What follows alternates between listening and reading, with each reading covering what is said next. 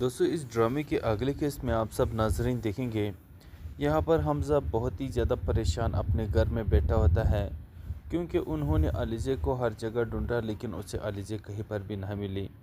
اب یہاں پر اس کی ماں نے ان کے ساتھ بہت برا کیا۔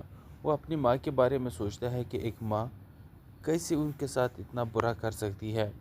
ایک تو ان کے گدام میں آگ لگوا دیا، چلو اس کو دیوالے تو کر دیا خیر ہے، لیکن وہ ایک ماں جو نا اپنے بیٹے کے بچے کو کیسے مار سکتی ہے؟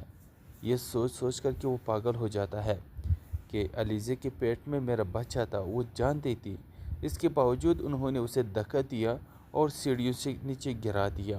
یہ بھی نہ سوچا کہ اس بچے کا کیا قصور ہے جو اب تک اس دنیا میں آیا ہی نہیں ہے۔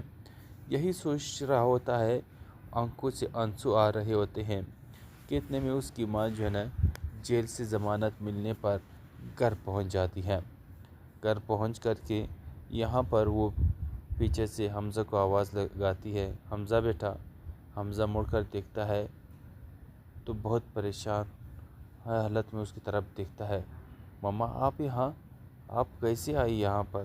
تو وہ بتاتی ہے کہ میری ضمانت ہو گئی ہے، علیزے نے میری ضمانت کروائی ہے، مجھے اپنی غلطیوں کا احساس ہو چکا ہے، میں نے تمہارے ساتھ بہت برا کیا ہے، میں نے علیزے کے ساتھ برا کیا ہے، بیٹا میں آپ سے ریکویسٹ کر رہی ہوں، میں آپ کے سامنے ہاتھ جوڑ رہی ہوں کہ آپ علیزے کو جا کر کے منا کر کے واپس لے آئے، کیونکہ وہ ایک فرشتہ ثبت انسان ہے، آپ کو اسے معاف کر دینا چاہیے، آپ جا کر کے اسے لے آئے۔